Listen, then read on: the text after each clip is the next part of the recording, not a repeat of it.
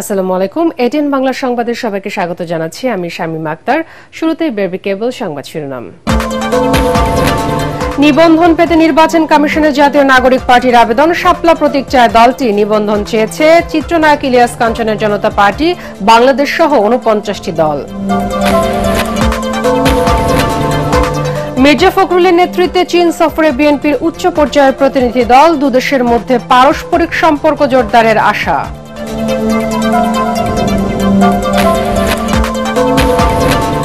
10 বছরের বেশি কেউ প্রধানমন্ত্রী থাকতে পারবে না, সবাই একমত হলেও দ্বিমত বিএনপি সহ 3 দল। চলতি সপ্তাহে অমীমাংসিত বিষয় সিদ্ধান্ত আলী রিয়াজ। শুনছিলেন বেবি কেবল সংবাদ শিরোনাম, এবার বিস্তারিত। দেশের নাগরিকের প্রতি আবারও আইন নিজের হাতে তুলে না নেওয়ার অনুরোধ জানিয়েছে অন্তর্বর্তী সরকার। এক বিবৃতিতে জানানো হয়, সাবেক প্রধান নির্বাচন কমিশনার নুরুল হুদাকে গ্রেফতারের ঘটনায় কিছু ব্যক্তি মব সৃষ্টির চেষ্টা করে। এ সময় বিশৃঙ্খল পরিস্থিতি তৈরি এবং অভিযুক্তকে শারীরিকভাবে লাঞ্ছিত করার বিষয়টি সরকারের নজরে এসেছে। বিবৃতিতে আরও বলা হয়, অভিযুক্ত সকল ব্যক্তির বিচার দেশের আইন মেনে হবে এবং বিচারাধীন বিষয় ও ব্যক্তির ব্যাপারে সিদ্ধান্ত দেবেন আদালত। অভিযুক্ত ব্যক্তির উপর আক্রমণ এবং তাকে শারীরিকভাবে লাঞ্ছিত করা বেআইনি, আইনের শাসনের পরিপন্থী ও ফৌজদারি অপরাধ। মব সৃষ্টি করতে চাইলে তাদের আইনের আওতায় আনা হবে বলেও সতর্ক করা হয় বিবৃতিতে। দশম, একাদশ ও দ্বাদশ জাতীয় সংসদের বিতর্কিত ও প্রহসনের নির্বাচন করার অভিযোগে সাবেক প্রধানমন্ত্রী শেখ হাসিনা, সাবেক 3 প্রধান নির্বাচন কমিশনার সহ 24 জনের বিরুদ্ধে রাজধানীর শেরেবাংলা নগর থানায় মামলার আবেদন করেছে বিএনপি। একই সঙ্গে 2014, 2018 ও 2024 সালে ভোট পরিচালনাকারী প্রধান নির্বাচন কমিশনার ও কমিশনারের বিরুদ্ধে ব্যবস্থা নিতে ইসিতে আবেদন জানিয়েছে দলটি।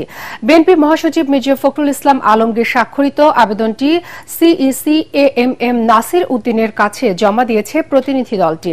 বিস্তারিত জানাচ্ছেন মইনুল হাসান।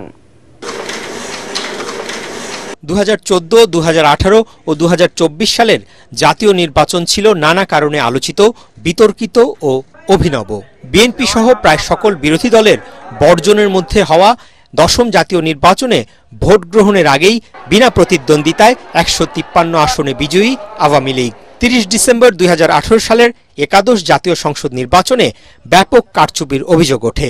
অধিকাংশ ভোট আগের রাতে হয়ে যাওয়ার অভিযোগের মধ্যে বিএনপি মাত্র 7টি আসনে জয় পায়। বিএনপি সহ মিত্ররা সেই নির্বাচনকে নিশিরাতের নির্বাচন হিসেবে অভিহিত করে। আর সবশেষ 2024 সালের 7 জানুয়ারি বিরোধী দলবিহীন ভোটে আওয়ামী লীগ ডামি প্রার্থী দিয়ে নির্বাচনে বিজয়ী হয়ে টানা তৃতীয়বারের মতো সরকার গঠন করে। এবার এসব নির্বাচনের দায়িত্ব পালন করা প্রধান নির্বাচন কমিশনার সহ সংশ্লিষ্টদের বিরুদ্ধে ব্যবস্থা নিতে ইসিতে আবেদন করেছে বিএনপি। দলটির নির্বাহী কমিটির সদস্য সাবেক পুলিশ কর্মকর্তা সালাউদ্দিন খানের নেতৃত্বে একটি প্রতিনিধি দল রোববার নির্বাচন ভবনে এসে নাসির উদ্দিন কমিশনের কাছে আনুষ্ঠানিক অভিযোগ দায়ের করেন।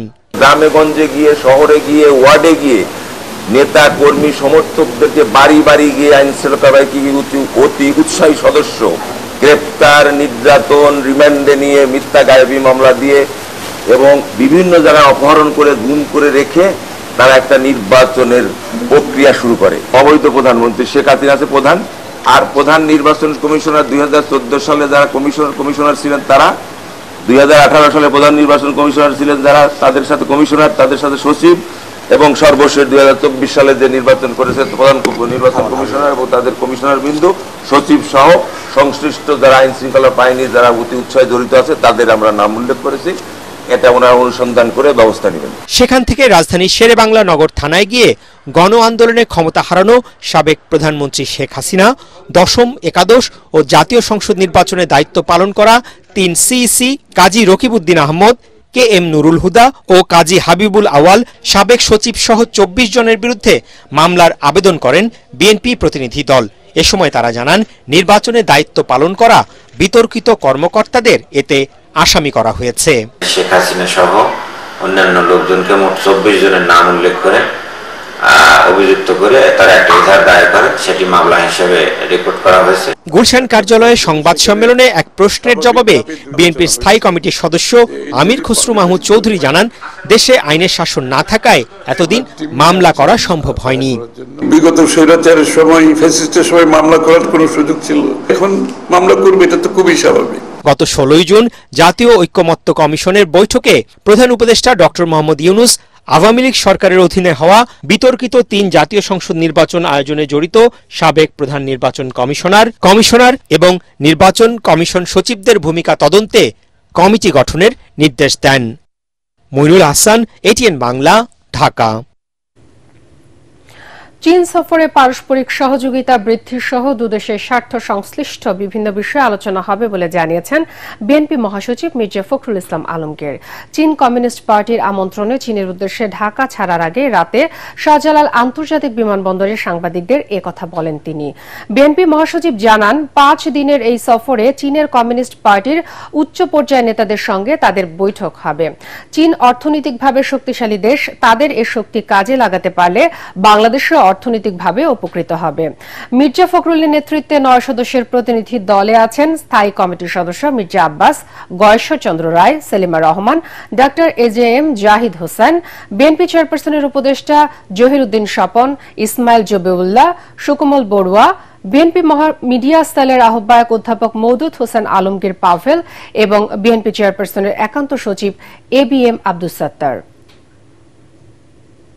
এই সফরে আমাদের চীনের উচ্চ পর্যায়ের কিছু কমিউনিস্ট পার্টির নেতাদের সঙ্গে দেখা হবে এবং দুই দেশের বিষয়গুলো নিয়ে আলোচনা হবে এবং পরস্পরের স্বার্থ সংশ্লিষ্ট যে বিষয়গুলো আছে সেই বিষয়গুলো নিয়ে আমরা আলোচনা করব। আমরা সবাই জানি চীন এখন অনেক বড় অর্থনৈতিক দিক দিয়ে শক্তিশালী একটা দেশ এবং চীনের এই অর্থনৈতিক যে শক্তি, এই শক্তিকে যদি আমরা কাজে লাগাতে পারি তাহলে আমরা উপকৃত হব। আমাদের দেশের অর্থনৈতিক উন্নয়ন, আমরা সেটাকে সহযোগিতা নিতে পারবো। পারস্পরিক মর্যাদার ভিত্তিতে, সম্মানের ভিত্তিতে আমরা এই সম্পর্ককে আরো সামনের দিকে এগিয়ে নিয়ে যেতে চাই। দল নিবন্ধনের জন্য জাতীয় নির্বাচন কমিশনে আবেদন করেছে জাতীয় নাগরিক পার্টি এনসিপি। আর দলীয় প্রতীক হিসেবে শাপলা ফুল, কলম অথবা মোবাইল ফোন চেয়েছে দলটি। আগারগাঁও নির্বাচন ভবনে দলটির প্রতিনিধিরা বর্তমান কমিশনের অধীনে আবেদন জমা দিলেও ইসি পুনর্গঠনের দাবি জানান। এদিকে নিবন্ধন চেয়ে আবেদন করেছে চিত্রনায়ক ইলিয়াস কাঞ্চনের জনতা পার্টি বাংলাদেশ। আবেদনপত্র জমার শেষ দিনে ইসিতে অন্তত 49টি আবেদন জমা পড়েছে। বিস্তারিত জানাচ্ছেন রাশনা দাস। জাতীয় সংসদ নির্বাচনকে সামনে রেখে দল নিবন্ধনের আবেদনের শেষ দিনে ইসিতে আসে জাতীয় নাগরিক পার্টি এনসিপি। 24-এর গণঅভ্যুত্থান থেকে উঠে আসা দলটি আত্মপ্রকাশের 4 মাসের মধ্যেই নিবন্ধনের সব শর্ত পূরণ করেছে বলে জানিয়েছেন দলটির নেতারা। আবেদনপত্র জমা দিয়ে সাংবাদিকদের সাথে কথা বলেন এনসিপির শীর্ষ নেতারা।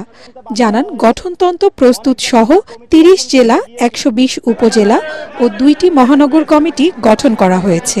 আমাদের দলের প্রতীক হিসাবে নির্বাচন কমিশনের থেকে আমাদের প্রত্যাশা হলো নির্বাচন কমিশন দলের প্রতীক হিসাবে আমাদেরকে শাপলা বরাদ্দ প্রদান করবে। আগামীর পার্লামেন্ট ভোট ব্যাংকে এনসিপির শাপলা প্রতীকে পুরো বাংলাদেশের মানুষ জয় জয়কার করে দিবে। এনসিপির নেতৃত্বে নতুন সরকার গঠন হবে। জনগণের দাবির ভিত্তিতে বাংলাদেশে অনেকগুলো সংগঠন পরিবর্তন হয়েছে, বাংলাদেশে নতুন একটি ব্যবস্থা এসেছে। আমরা মনে করি জনগণের দাবির প্রেক্ষিতে ইসিও পুনর্গঠন হবে। জাতীয় প্রতীকের একটা কথা এসেছে, জাতীয় প্রতীক কিন্তু কেবল শাপলা নয়, শাপলা, ধানের শীষ, তারকা এগুলো মিলিয়ে কিন্তু জাতীয় প্রতীক। সেক্ষেত্রে আপনারা দেখবেন ধানের শীষ এবং তারকা বা তারা এই দুটি দলের মার্কা হিসেবে রয়েছে।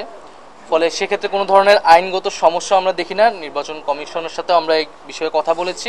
নিবন্ধনের শেষ দিনে নতুন দলগুলোর পদচারণায় ব্যস্ততা বাড়ে নির্বাচন কমিশন ভবনে। উৎসাহ উদ্দীপনার সাথে নিবন্ধনপত্র জমা দেন তারা।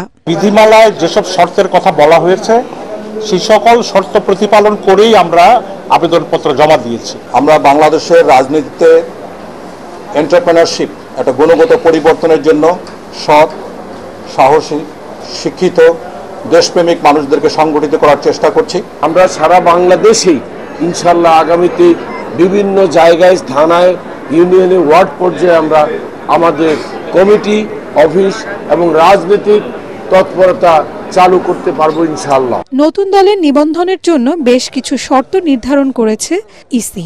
নির্বাচন কমিশনের যে ডিমান্ড, সেই ডিমান্ড অনুযায়ী আমরা সমস্ত কিছু জমা দিয়েছি। আমাদের স্পষ্ট বক্তব্য যে নিবন্ধন পদ্ধতি যে রয়েছে এই নিবন্ধন পদ্ধতি সহজ করতে হবে। আমরা জনগণকে দেখাতে চাই ক্ষমতার বাইরে থেকেও আমাদের সীমিত অর্থ এবং সীমিত সামর্থ্য দিয়েও জনগণের পাশে দাঁড়ানো যায়। That's our aim.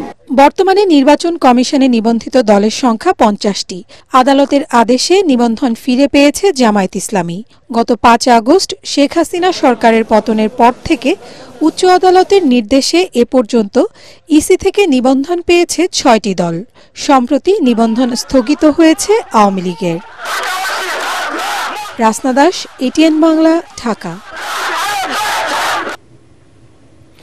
10 বছরের বেশি কেউ প্রধানমন্ত্রী থাকতে পারবে না। বিএনপি সহ 3টি দল ছাড়া সবাই এ বিষয়ে একমত বলে জানিয়েছেন জাতীয় ঐকমত্য কমিশনের সহসভাপতি ডক্টর আলী রিয়াজ। তিনি বলেন, প্রস্তাবের অনেক বিষয়ে রাজনৈতিক দলগুলো এখন পর্যন্ত একমত হতে পারেনি। সবাই ছাড় দিলে দ্রুত জুলাই সনদ তৈরি করা সম্ভব বলে আশা করেন তিনি। বিস্তারিত জানাচ্ছেন আদ্দিন সজীব। রাজনৈতিক দলগুলোর সঙ্গে দফায় দফায় বৈঠক করে ঐকমত্য কমিশন। উদ্দেশ্য রাষ্ট্র সংস্কার। প্রথম পর্বের অসমাপ্ত আলোচনা দ্বিতীয় পর্যায়ের পঞ্চম বৈঠকেও এক বিন্দুতে মিলতে পারেনি সবাই। ফরেন সার্ভিস একাডেমিতে বিরতি দিয়ে 5 ঘন্টার আলোচনা করে প্রায় 30টি রাজনৈতিক দল। প্রথম ধাপে বেশি গুরুত্ব পায় কোনো ব্যক্তি প্রধানমন্ত্রী হিসেবে সর্বোচ্চ 10 বছর থাকার বিষয়টি। এতে বেশিরভাগ রাজনৈতিক দল একমত হলেও বিএনপি সহ 3টি দলের ভিন্ন মত রয়েছে।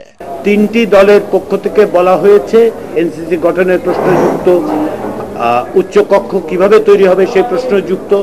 এই সমস্ত বিবেচনার কারণে তারা বলছেন যে প্রধানমন্ত্রীর মেয়াদের প্রশ্নটি ওই আলোচনাগুলি সংশ্লিষ্ট বিষয়গুলোর সাথে আলোচনার সময় তারা আবার এটা উপস্থাপন করবেন। বিএনপি বলছে, জীবদ্দশায় প্রধানমন্ত্রীর মেয়াদ নির্দিষ্ট করতে হলে জাতীয় সাংবিধানিক কাউন্সিল এবং সংসদে উচ্চকক্ষের বিষয়টিও একই সাথে আলোচনা করতে হবে। জীবদ্দশায় 10 বছরের বেশি কোনো ব্যক্তি প্রধানমন্ত্রী হতে পারে না। এই যদি ঐকমত্য যদি সৃষ্টি হয় তখন তার সাথে আমার দলে আলোচনা করতে হবে। আমাকে এনসিসির অথরিটি হিসেবে থাকবে কি থাকবে না সেটা আমাদের আপত্তি আছে। এনসিসির তখন আর প্রয়োজন নেই।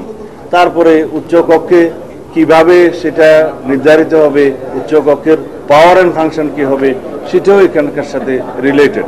তবে মেয়াদ বা বার নিয়ে বিতর্কে আটকে না থেকে কোনো ব্যক্তির প্রধানমন্ত্রী হিসেবে সর্বোচ্চ 10 বছর থাকার প্রস্তাবকে স্বাগত জানিয়েছে জামাতে ইসলামী, এনসিপি সহ অধিকাংশ রাজনৈতিক দল।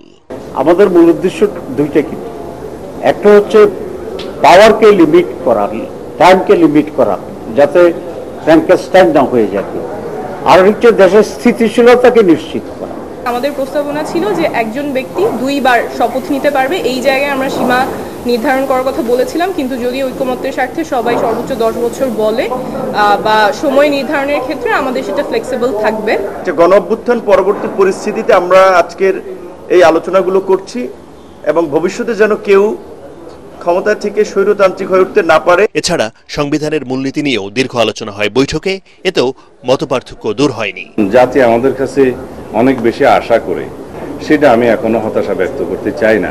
আমি এখনো আহ্বান করব আমরা যেন মিনিমাম ইস্যুগুলোতে একমত হয়ে একটা জাতীয় ঐকমত্য সৃষ্টি করি। শহীদ প্রেসিডেন্ট জিয়া রহমানের সময় হয়েছিল অ্যামেন্ডেড, যেখানে বিসমিল্লাহির রহমানির রহিম ছিল, আল্লাহর উপরে বিশ্বাস এবং পূর্ণ আস্থা এগুলা ছিল।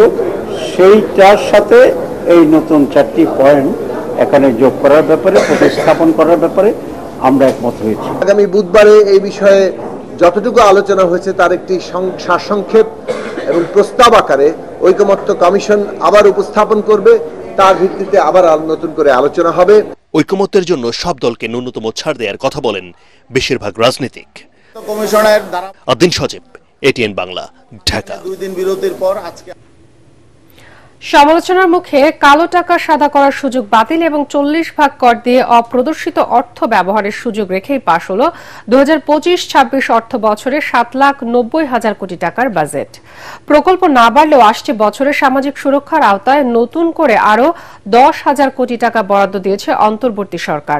পরিচালন ব্যয় রাখা হয়েছে 5,60,000 কোটি টাকা। জিডিপি প্রবৃদ্ধির 5.5 ও মূল্যস্ফীতির লক্ষ্যমাত্রা ধরা হচ্ছে 6.5 ভাগ। খরচ কমেছে পাবলিকলি ট্রেডেড কোম্পানি, বিশ্ববিদ্যালয়, মেডিকেল ইঞ্জিনিয়ারিং কলেজ, আইসিটি, সম্পত্তি হস্তান্তর, পেট্রোলিয়াম, সৌর বিদ্যুতের যন্ত্রাংশ, হার্টের রিং এবং চোখের লেন্সের। শরফুল আলমের রিপোর্ট। বৈষম্যহীন ব্যবস্থার নিশ্চয়তা প্রদান হবে। সংসদ না থাকায় দুইজন টেলিভিশন ভাষণের মাধ্যমে দেশের ৫৪তম বাজেট পেশ করেন অর্থ উপদেষ্টা। ৯ কার্যদিবসের পর কালো টাকা সাদা করার সুযোগ বাতিল ও কর দিয়ে অপ্রত্যাশিত অর্থ ব্যবহারের সুযোগ রেখেই পাশ হল ২০২৫-২৬ অর্থ বছরের বাজেট। সেখানে সামাজিক সুরক্ষা খাতে ৮১,০০০ কোটি টাকা থেকে ১০,০০০ কোটি টাকা বাড়িয়ে ৯১,০০০ কোটি টাকা বাজেট বরাদ্দ দেওয়া হয়েছে। নিজ মন্ত্রণালয়ে আয়োজিত ব্রিফিংয়ে অর্থ উপদেষ্টা ডক্টর সালেউদ্দিন আহমেদ জানান, কঠিন সময়ে বাজেট অর্থায়ন চ্যালেঞ্জের। তবে অন্তর্বর্তী সরকারের উপর আস্থা থাকায় বিভিন্ন দাতা সংস্থা $2.৩ বিলিয়ন ঋণ দিয়েছে। ডব্লিউটিওর একটা আমরা এগ্রিমেন্ট আছে যে আমরা রপ্তানি খাতে ৪ ধাপে কমিয়ে নিয়ে আসবো, 0 করে। 2 ধাপ আমরা অলরেডি করেছি। 6 মাস আমাদের একটু প্রাইভেট সেক্টরের প্রস্তুতি লাগবে, এইটা একটু থার্ডটা, কিন্তু এটা আমরা অ্যাভয়েড করতে পারবো না। সব টাকাই কিন্তু কালো টাকা না, অপরিদর্শিত আয় আছে। সবাই যদি কালো টাকা বলেন এটা কিন্তু মিসনোমার, এটা একদম কমপ্লিটলি এটা আমরা প্রত্যাহার করে নিয়েছি। হচ্ছে তারা রেগুলার ট্যাক্স দিবে, মানে marginal rate 30% regular tax plus 10% অতিরিক্ত দিবে। এটা কালো টাকা সাদা বলে আমরা মনে। এদিকে নতুন বাজেটে কমছে পাবলিক ট্রেডেড কোম্পানি, বিশ্ববিদ্যালয়, মেডিকেল ইঞ্জিনিয়ারিং কলেজ, আইসিটি, সম্পত্তি স্থানান্তর, পেট্রোলিয়াম পণ্য আমদানি, সৌরশক্তি যন্ত্রাংশ আমদানি, টায়ারের কাঁচামাল, রিসাইকেল পণ্য, কলম, বিউটি পার্লারের ভাড়া, হার্টের রিং ও চোখের লেন্সের আমদানি ব্যয় কমছে। পেট্রোলিয়াম পণ্য আসে, এখানে আমরা গত 2 তারিখে প্রস্তাব করেছিলাম যে অ্যাডভান্স ট্যাক্স, যেটাকে ভ্যাট আমরা যেটা বলি, সেটা 7.5% করার জন্য আমরা এটাকে কমিয়ে 2% করার প্রস্তাব করেছি। তাতে যেটা হবে পেট্রোলিয়াম প্রাইসটা একটু রিজনেবল থাকবে। সেই রেটটা আমরা কমিয়েছি, যেটা 10% ডিউটি ছিল, আমরা এইটাকে এখন প্রস্তাব করেছি 6%, আর যেটা 5% ডিউটি ছিল সেটাকে আমরা 10% প্রস্তাব করেছি। এর আগে প্রধান উপদেষ্টার বৈঠকে অর্থ উপদেষ্টা সালেউদ্দিন আহমেদ চলতি ২০২৪-২৫ অর্থ বছরের সম্পূরক বাজেট, নির্দিষ্টকরণ অধ্যাদেশ এবং অর্থ অধ্যাদেশ ২০২৫ সংশোধনের প্রস্তাব উপস্থাপন করেন। তেজগাঁয়ে প্রধান উপদেষ্টার কার্যালয়ে ডক্টর মোহাম্মদ ইউনূসের সভাপতিত্বে অর্থ উপদেষ্টা বাজেট উপস্থাপন করলে তা অনুমোদন করা হয়। 2 থেকে 3 কার্যদিবসের মধ্যে অধ্যাদেশটি সংশোধনের মাধ্যমে প্রজ্ঞাপন আকারে জারি করা হবে। জুলাইয়ের প্রথম দিন থেকেই কার্যকর হচ্ছে নতুন বাজেট। শরফুল আলম, এটিএন বাংলা, ঢাকা। জুলাই আন্দোলনের চেতনায় ন্যায় বিচার প্রতিষ্ঠায় বাংলাদেশের মানুষ ঐক্যবদ্ধ বলে জানিয়েছেন প্রধান উপদেষ্টা ডক্টর মোহাম্মদ ইউনূস। রাজধানীর একটি হোটেলে বিচার বিভাগের স্বাধীনতা দিবস উপলক্ষে আয়োজিত আলোচনা সভায় তিনি এসব কথা বলেন। ন্যায়ভিত্তিক সমাজ প্রতিষ্ঠায় বিচার বিভাগকে পূর্ণ স্বাধীন ও স্বচ্ছ হতে বলে জানান প্রধান উপদেষ্টা। অনুষ্ঠানে অন্যান্যের মধ্যে প্রধান বিচারপতি সৈয়দ রেফায়েত আহমেদ ও অ্যাটর্নি জেনারেল আসাদুজ্জামান বক্তব্য রাখেন।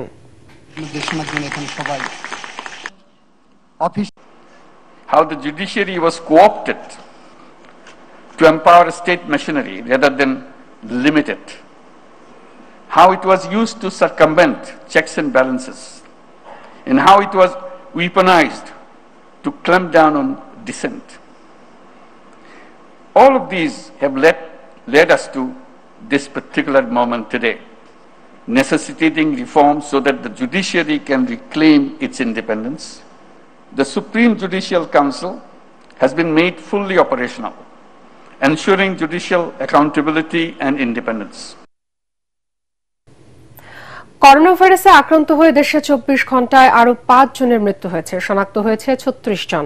এক বিজ্ঞপ্তিতে তথ্য জানিয়েছে স্বাস্থ্য অধিদপ্তর। এতে জানানো হয়, গত 24 ঘন্টায় 621 জনের নমুনা পরীক্ষা করা হয়েছে। এর বিপরীতে শনাক্তের হার 5.80%। দেশে চলতি বছরের জানুয়ারি থেকে এ পর্যন্ত 5,598 জনের কোভিড পরীক্ষা করা হয়েছে, শনাক্ত হয়েছে 433 জন। এবছর করোনায় মৃত্যু হয়েছে 16 জনের। মৃত্যুদের মধ্যে 9 জন নারী এবং 7 জন পুরুষ। এদিকে এখন পর্যন্ত করোনা ভাইরাস শনাক্ত হবার পর থেকে দেশে মোট মৃত্যুর সংখ্যা দাঁড়িয়েছে 29,515 জনে। এবার আন্তর্জাতিক সংবাদ।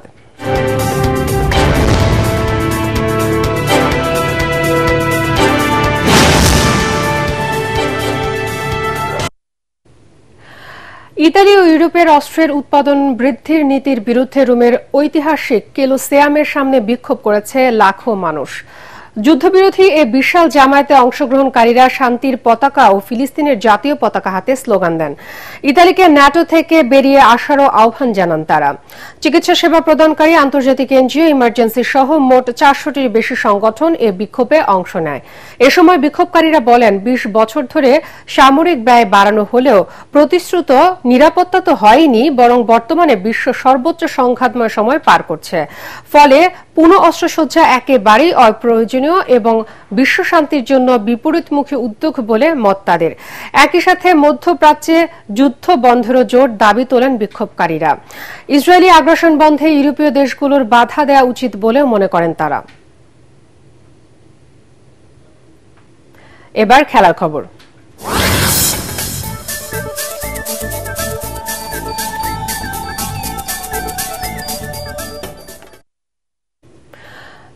সালের নভেম্বরে ভারতের বিপক্ষে ঢাকায় প্রথম টেস্ট খেলা দিয়েই সাদা পোশাকের ক্রিকেটে যাত্রা শুরু করে বাংলাদেশ। দীর্ঘ 25 বছরের পারফরম্যান্সে উত্থান পতনের গল্প থাকলেও রজত জয়ন্তীকে স্মরণীয় করতে রাখতে বিভিন্ন উদ্যোগ নিয়েছে বিসিবি। তেমনই এক আয়োজনের উদ্বোধন করে লিচু এবং আমের রাজধানী রাজশাহীতে বড় ধরনের প্রতিযোগিতার আয়োজনের কথা জানান বিসিবি সভাপতি আমিনুল ইসলাম বুলবুল। পরাগ আরমানের রিপোর্ট। 2000 সালের 26 জুন আইসিসির 10ম সদস্য হিসেবে টেস্ট মর্যাদা পায় বাংলাদেশ। টেস্ট ক্রিকেটে লাল সবুজের দলের 25 বছর পূর্তি উপলক্ষে রাজশাহী বিভাগীয় স্টেডিয়ামে দিনব্যাপী ক্রিকেট প্রতিযোগিতা, পেসার হান্ট সহ বিভিন্ন আনন্দ আয়োজন করা হয়। এই আয়োজনের উদ্বোধন করেন বাংলাদেশ ক্রিকেট বোর্ড বিসিবি সভাপতি আমিনুল ইসলাম বুলবুল। অনুষ্ঠান উদ্বোধন শেষে ক্রিকেটের বিকেন্দ্রীকরণের অংশ হিসেবে রাজশাহীতেও বিভিন্ন ধরনের খেলা আয়োজনের আশ্বাস দেন বিসিবি সভাপতি। ক্রিকেটকে ডিসেন্ট্রালাইজ করতে যাচ্ছি এবং সব জায়গায় আমরা ছড়িয়ে দিতে যাচ্ছি। সেই ছড়িয়ে দেওয়ার একটা অন্যতম কারণ আজকে আমাদের এখানে আসা এবং আপনাদের যারা কর্তৃপক্ষ এখানে আছেন তাদের সাথে আমরা কথা বলবো কিভাবে এখানে ক্রিকেট আরো বেশি খেলা হতে পারে, কিভাবে রাজশাহী থেকে আরো জাতীয় দলের খেলোয়াড় আপনারা উপহার দিতে পারেন। এই গ্রাউন্ডস দেখছেন যে এই গ্রাউন্ডসে এত সুন্দর আউটফিল্ড কিন্তু অনেক দেশে নেই। দক্ষিণ আফ্রিকা ইমার্জিং দলের বিপক্ষে বাংলাদেশ ইমার্জিং দলের সিরিজে উপচে পড়া ভিড় ছিল রাজশাহীতে। দর্শকের ঠাসা ছিল গ্যালারি। সেই থেকে রাজশাহীতে খেলা আয়োজনের দাবিও জোরালো হয়।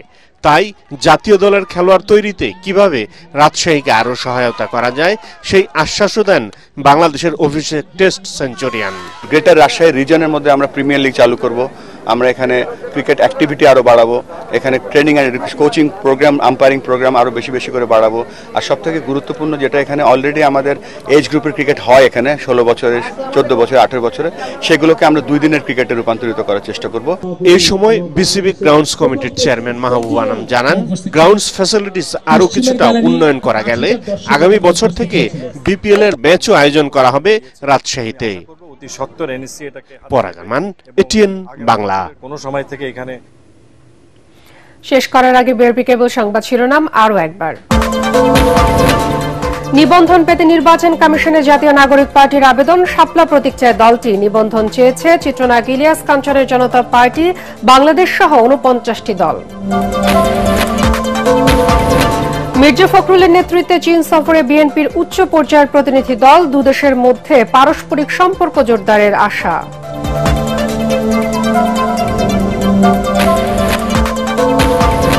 10 বছরের বেশি কেউ প্রধানমন্ত্রী থাকতে পারবে না, সবাই একমত হলেও দ্বিমত বিএনপি সহ 3 দল। চলতি সপ্তাহে অমীমাংসিত বিষয়ের সিদ্ধান্ত আলী রিয়াজ। পরবর্তী সংবাদ দেখার আমন্ত্রণ জানিয়ে এখনকার মতো শেষ করছি। এটিএন বাংলা সংবাদ ইউটিউবে দেখতে ব্রাউজ করুন, youtube/ATN বাংলা নিউজ। এতক্ষণ সাথে থাকার জন্য ধন্যবাদ সবাইকে।